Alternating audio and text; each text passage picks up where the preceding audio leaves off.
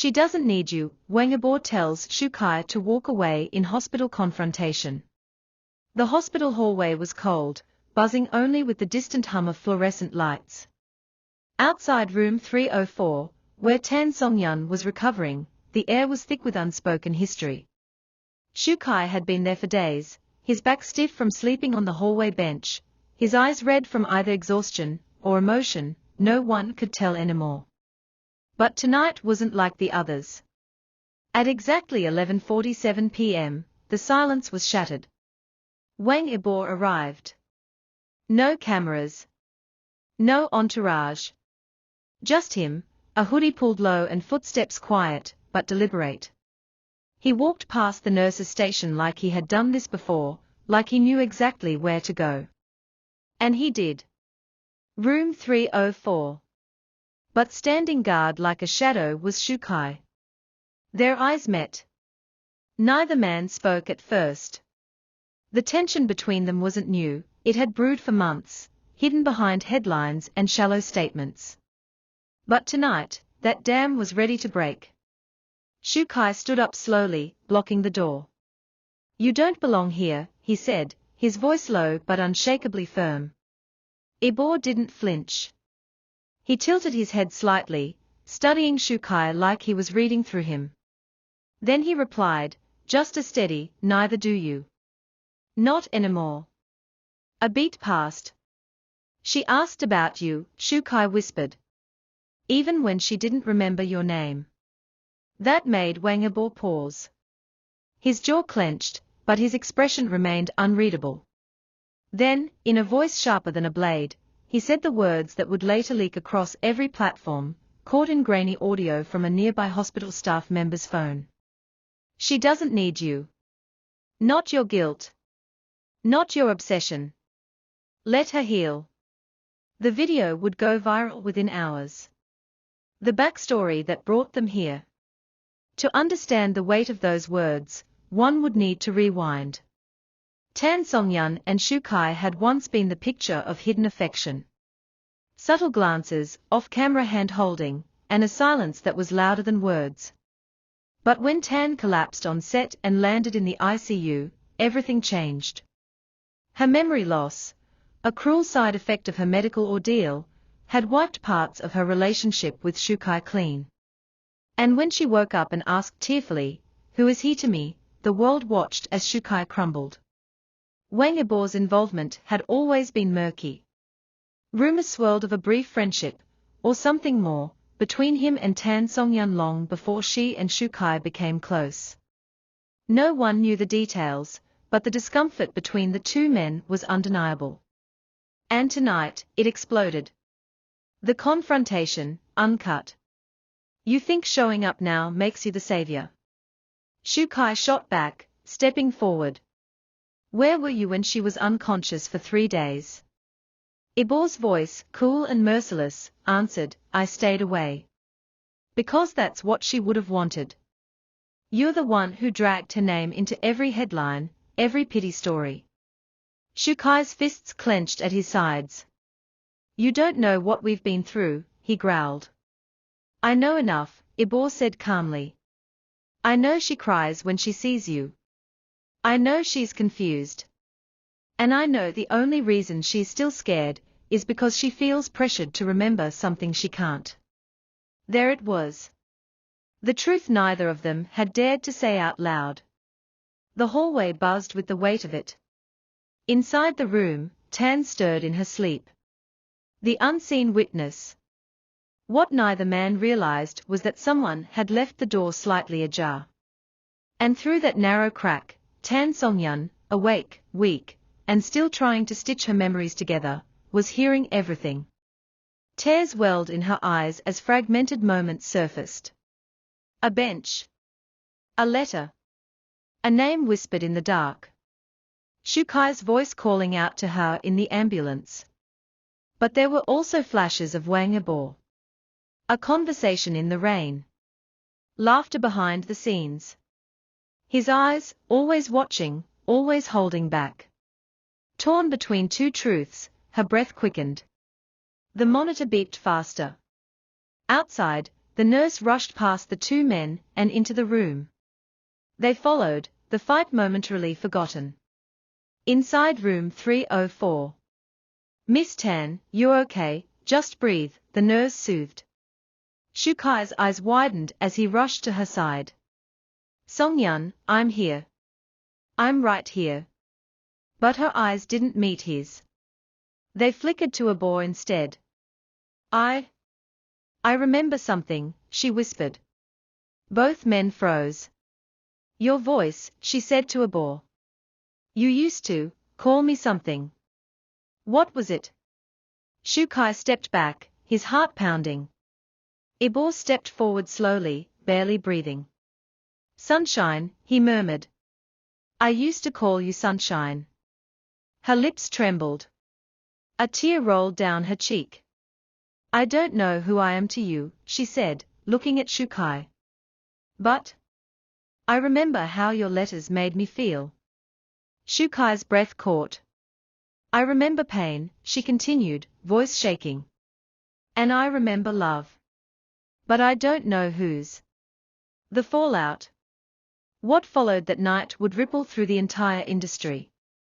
Shukai didn't leave the hospital. Not immediately. He sat outside her door again, quieter than before. Wang Yibo, on the other hand, didn't stay either. He disappeared as silently as he had come, but his words echoed. Fans across platforms began taking sides, #Let Her Choose trended, followed by #Shukai deserves peace, and #Yibo was right. But none of that mattered compared to what Tan Songyun would eventually decide. In a private therapy session days later, she would whisper to her doctor, I feel like I'm living two lives. One in memories I've lost. And one in feelings I can't explain. When asked who she thought of when she closed her eyes, she didn't answer. Because the truth was too complicated for words. A final note. 1 week after the confrontation, a photo leaked. Tan Songyun sitting in a hospital wheelchair, Shukai behind her, pushing slowly. Wang Yibo stood near the exit, watching silently. It was unclear if she had chosen one. Or neither. But the image alone told 1,000 stories. And for now, the world waits. Because some love stories don't end. They just pause. The door had barely clicked shut behind the nurse when the hallway fell into a war-like silence again. Shukai was trembling, not visibly, but the kind that started in the chest and made your bones feel like they were being cracked open. His heart was somewhere between anger and collapse. But Wang Yibo stood still as stone, hands in his pockets, not blinking, not breathing too loudly. His composure was the most brutal weapon in the room. I'm not here to fight you, Yibo said finally. Could have fooled me, Shukai snapped, eyes wet but voice cold. You don't even see it, do you? Yibo asked, stepping closer. She flinches when you touch her. She's drowning in all the pressure you're putting on her to remember a version of you she no longer recognizes. Shukai didn't speak. He couldn't. So Yibo went further. You think sitting outside her room makes you noble. His voice rose slightly, sharp with the bitterness of everything left unsaid. You think sleepless nights equal devotion. No. You're just trying to fix your guilt. And she's suffocating under it. Shukai's face hardened. You don't know what I gave up for her. Then stop making it about what you gave up, Yibo countered. That line hung in the air like smoke in a fire-torn building. Neither man moved. They were face to face now, two different kinds of heartbreak in human form. And then, unexpectedly, Shukai laughed. A single, breathless, bitter laugh. You know what hurts the most, he said quietly. The fact that you sound like you ever loved her. I never said I didn't, Yibo replied, gaze unwavering. I just never turned her pain into my redemption arc. The hallway suddenly didn't feel like a hospital anymore. It felt like a battlefield. And right there, without fists or screams, something exploded between them. Not violence. Not yet. But something worse. Truth. Meanwhile, inside the room, Tan Songyun had heard every word. She didn't need the door open this time, the voices were too loud to miss. Tears stained her cheeks, though she didn't know which man they were for. She remembered Shukai's voice during her darkest hours. But she also remembered Ibor's calm presence, always hovering like a shadow that never demanded attention. Her chest ached from the weight of it. A nurse came in with medication, but Songyun shook her head weakly. Not yet, she whispered. She turned her head toward the door. She wanted to see them. She needed to. Back in the hall, a security guard had been alerted by the rising tension. He walked toward them cautiously, radio clipped to his shoulder. Gentlemen, I'll need you both to lower your voices or step away from the patient wing. But neither man heard him.